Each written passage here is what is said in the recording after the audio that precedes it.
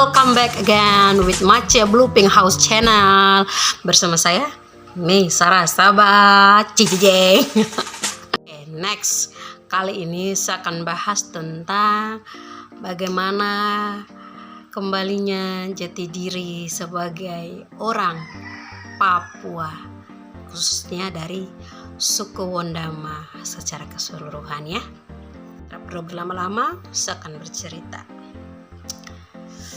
Oke, berapa tahun lalu, beribu tahun lalu, lahirlah seorang perempuan cantik yang dilahirkan oleh wanita cantik. Maksud saya, tahun 91 mama saya melahirkan saya di kota Sorong. Bapak saya orang Papua, mama saya dari Maluku Tenggara.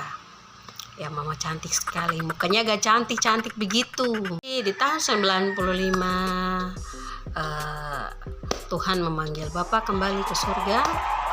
Di situ mama membesarkan kami berempat, cewek 3, cowok 1. Next, karena pola asuh ya, maksudnya dibesarkan oleh seorang perempuan pendatang dan lingkungan yang pendatang semua. Jadi saya merasa bahwa saya adalah orang Maluku Tenggara.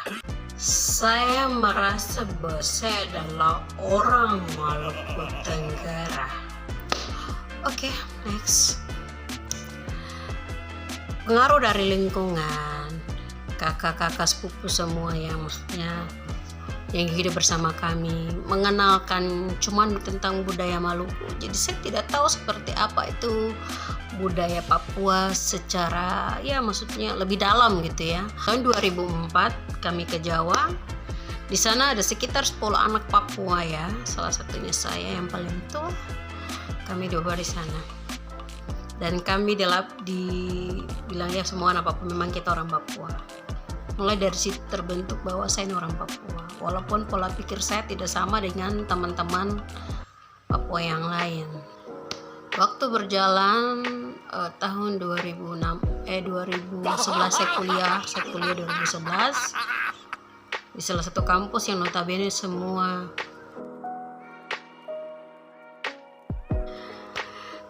di situ mereka mulai mengenalkan tentang saya, ini loh budaya Timur, kamu harus tahu budaya kamu, kami dari NTT, ada yang Maluku, ada yang Papua.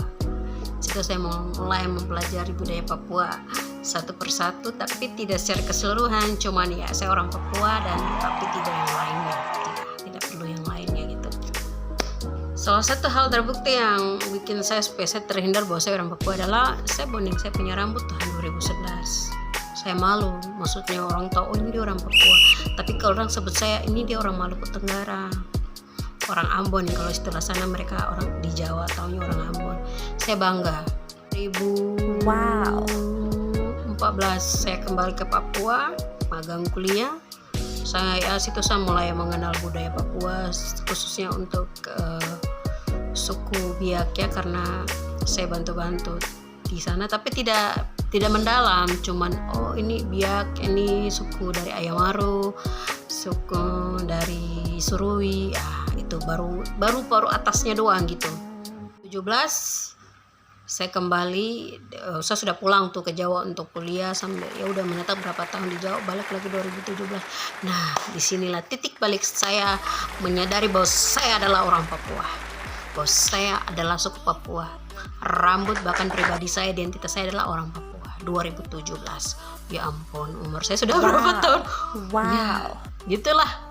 Dan waktu berlanjut, saya sempat ya pacaran dengan salah satu orang Papua.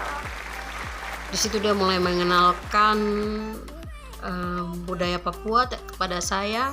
Saya kebetulan maaf ya dari kami Papua pesisir di pantai, mereka dari gunung. Tapi secara keseluruhan kami Papua adalah satu.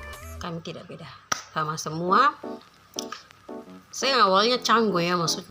Tapi disitulah dari ya mantan ini, dia mengajarkan saya bahwa kamu tuh perempuan Papua, kamu tuh cendrawasih, yang berarti biar kamu mau dibesarkan oleh siapapun, darah kamu adalah Papua, nama kamu, marga kamu Papua.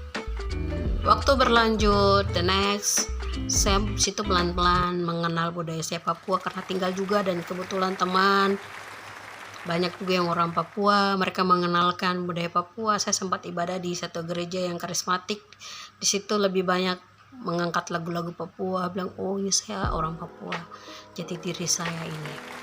Mendalam lagi, saya lebih mengenal saya Papuanya dari suku mana ya. Oke. 2019 saya memilih kembali ke kampung bapak saya, bukan memilih kembali sih, maksudnya menetap. Kalau asli lahir besarnya di Sorong, menetap di kampung bapak saya tahun 2019. Di sana saya mau mulai mengenal tentang keseharian, pola hidup, bahkan adat istiadat, bahasa tidak ya, tapi setidaknya tahu ciri khas bahasa bapak saya. Tarian di sana, bahkan seperti apa keadaan biografi yang ada di kampung halaman bapak saya. Dan akhirnya KTP saya sudah berpindah ke sana. Dan saya mengubah bahwa saya perempuan Papua itu cantik kok, identitasnya luar biasa, mereka berharga, sangat dihormati gitu perempuan Papua. Di situ ketika saya kembali dan untuk menetap lagi di Sorong, karena memang orang tua di kota Sorong yang sekarang ini, identitas saya yang dulu dipanggil Usi sekarang nih dirubah menjadi Wawi, tapi maksudnya Wawi itu yang boleh memanggil adalah yang sepantaran usia, sepantaran dan yang ke atas, bukan ke bawah gitu.